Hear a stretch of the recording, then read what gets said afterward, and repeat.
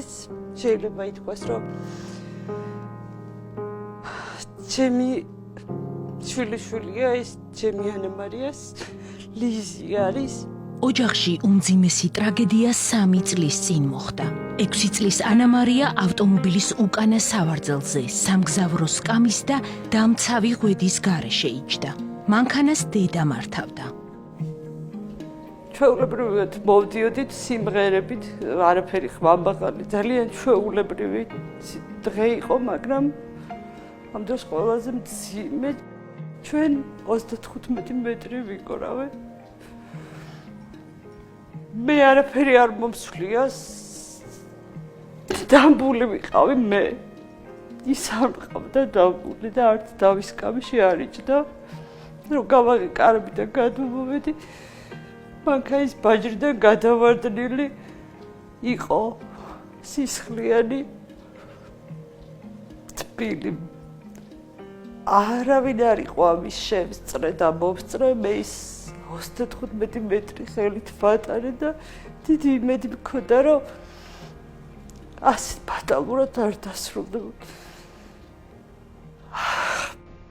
ავარიის შედეგად ბავშვი ადგილზევე გარდაიცვალა. ღვედით დაცულმა მშობელმა მხოლოდ ხელის არეში მცირე დაზიანება მიიღო. სამგზავრო სავარძელი, რომელსაც წლების განმავლობაში დედა ანა მარიას მგზავრობისთვის იყენებდა, შემთხვევამდე ხმარებიდან სულ რამდენიმე თვის წინ ამოიღო. იმ მიზეზით, რომ პატარა ჭირვეულობდა და ასევე დამცავი ნივთი მრავალწევრიან ოჯახს გადაადგილებისას ხელს უშლიდა. მე რომ მეტი ყურადღება გამომეჩინია მის უსაფრთხოებაზე, მის დომაზე, როგორც წესი და რიგია, დამბაზე და არ გამეთვალისწინებინა მისი ის, რომ ძალიან აქტიურია და არ უყვარს ეს ერთ ადგილზე ჯდომა, დღეს ჩემ გვერდში იქნება. სწორედ ამ წუთებში იაშვილის სახელობის ბავშვთა ცენტრალურ საავადმყოფოში ავარიის შედეგად დაშავებული ჩვილი ბავშვი მკურნალობას რეანიმაციულ განყოფილებაში გადის. ავტოავარიისას მცირეწლოვანი მძღოლის გვერდით მყოფ მშობელს კალთაში ეჯდა. ექიმის თქმით, დაზიანება საკმაოდ ღრმა იყო და ნევროლოგიური ჩარევა დასჭირდა. კლინიკის გადაუდებელი დეპარტამენტის ექიმი ნინო ჯავახაძე განმარტავს, რომ ავტოს საგზაო შემთხვევისას დაშავებული ბავშვის კლინიკაში შემოყვანისთანავე თანმხლებ პირთან პირველივე შეკითხვა ასეთია: იყო თუ არა მგზავრობისას მცირეწლოვანი პაციენტის უსაფრთხოება დაცული? განსაკუთრებით მნიშვნელოვანია ავტოსაგზაო შემთხვევის დროს ტრამვის მექანიზმი. ტრამვის მექანიზმში განიხილება უსაფრთხოების ნორმების დაცვა. შესაბამისად, როცა მექანიზმს ვერ აკონკრეტებ და დაცული არ არის უსაფრთხოების ნორმები, ამ შემთხვევაში კვლევების გაღრმავება გჭირდება. უმეტეს შემთხვევაში, სადღაც 90%-ში დაცული არ არის უსაფრთხოების ნორმები. გაეროსა და ევროკავშირის საერთაშორისო სტანდარტებით 12 წლამდე 135 სანტიმეტრამდე ბავშვის მსუბუქი ავტომობილით გადაყვანა მხოლოდ სპეციალური სავარძლით, ეტლით ან ასამაღლებელი ბალიშით, ეგრეთ წოდებული ბუსტერით არის შესაძლებელი. საქართველოში კი მცირეწლოვან მგზავრთა გადაყვანის წესები 2 საკანონმდებლო ნორმატიული აქტით რეგულირდება. საქართველოს ადმინისტრაციული სამართალდარღვევათა კოდექსი კონკრეტულად 127 პრიმა 1 მუხლი გვატყობინებს, რომ ბავშვთა გადაყვანის წესების დარღვევა 40 ლარის ოდენობის ფულად ჯარიმას გამოიწვევს.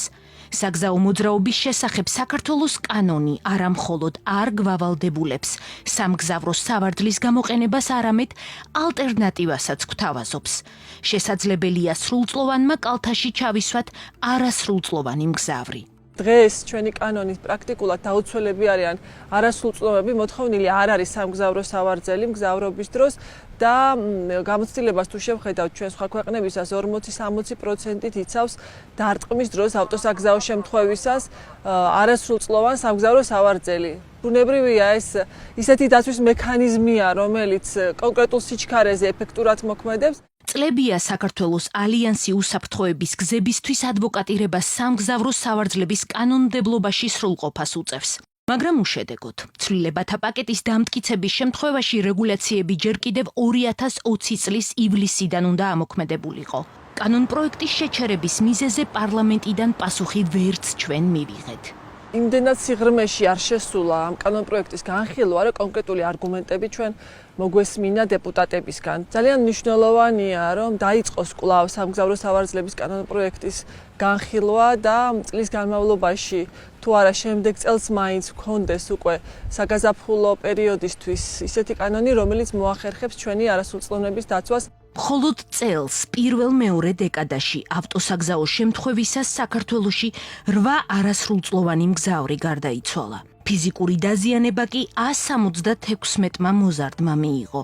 2019 წელს მგზავრობამ 16 მოზარდის სიცოცხლე შეიწირა. დაშავდა 551. 2018 წელს კი 13 მოზარდი დაიღუპა და 669 დაშავდა. ჩვენი პატარა ქვეყნისთვის უზარმაზარი რიცხვებია დაღუპული ბავშვების რაოდენობას გულისხმობ და ყველა მშობელს მინდა უთხრა, რომ დაფიქრდნენ, როგორ გადაყავდათ წელს ბავშვები. ბედნიერი მშობლები აქვეყნებენ ფოტოებს, სადაც ბავშვები ფანჯარაში გამოყოფილი თავით, სიმღერით და ცეკვით, აქტიური მოძრაობით მგზავრობენ. მე წმენდით, რომ სულ მსუბუქი ავტოსაგზაო შემთხვევაც კი საკმარისია, რომ სერიოზულად დაზიანდეს ან სიცოცხლე დამთავრდეს ბავშვების. სწორედ შედარებით მსუბუქი ავტოსაგზაო შემთხვევა გახდა გერმანელი მოქალაქის ანდრიას აპელდორნის ოჯახის ტრაგედიის მიზეზი. საქართველოში მომხდარ ავტოავარიას მისი 6 წლის ქალიშვილის სიცოცხლე შეეწირა. ამ თემაზე საუბარი უჭირს, თუმცა გვიყვება, რომ საქველმოქმედო ფონდი სწორედ უსაფრთხოების დაცვის საკითხებზე ქართველი მშობლების ინფორმირებისთვის და თანადგომისთვის შექმნა. გერმანიაში 1993 წლიდან გვაქვს რეგულაციები, რომელიც ავალდებულებს 12 წლამდე ბავშვებისთვის შესაბამისი სავარძლის გამოყენებას.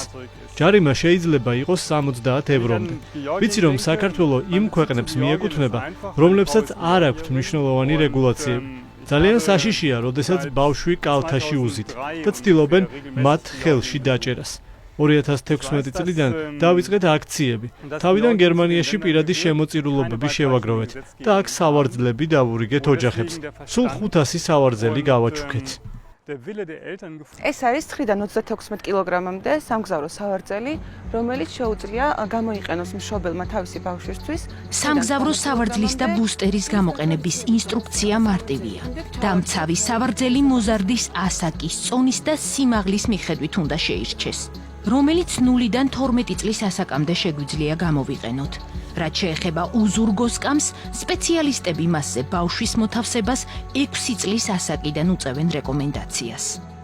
უკვე 6 წლის ბავშვი უნდა დავსვათ ბუსტერზე, რადგან თუ მას დავამაგრებთ ღვედით, ღვედი აუცილებლად ყელთან ექნება მიბჯენილი და ეს გამოიწვევს ასფიქსიას ან ბავშვის გაგუდვას, როცა იქნება შეჯახება. ბუსტერი ყველაზე იაფია სამგზავრო სავარძლებს შორის, მისი ფასი 39 ლარიდან იწყება სანდომო მწოდებლებთან და მერყეობს 90 ლარამდე.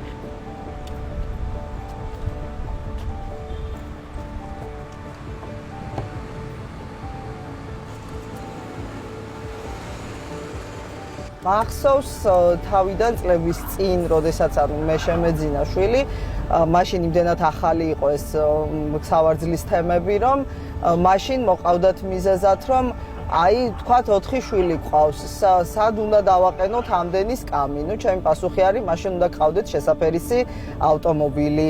ან იყო შემთხვევა, რომ ეგონათ, რომ ეს სავარძლები ძალიან ძვირი ღირდა და ამდენი საშუალება ჩვენ არ აქვს, მაგრამ სიმართლე გითხრათ, დღეს უკვე ამისი პრობლემა შედარებით ნაკლებად არის, იმიტომ რომ ყველამ გაიგო, რომ არც თუ ისე ძვირი ღირს. ვიცი, რომ ჩვენი კანონი არ არის ჯერჯერობით სრულყოფილი ბავშვების უსაფრთხოებასთან დაკავშირებით. საქართველოში სანამ უფრო გამკაცრდება რეგულაციები, იქამდე ჩვენ თვითონ ვიზრუნოთ ჩვენი შვილების უსაფრთხოებაზე.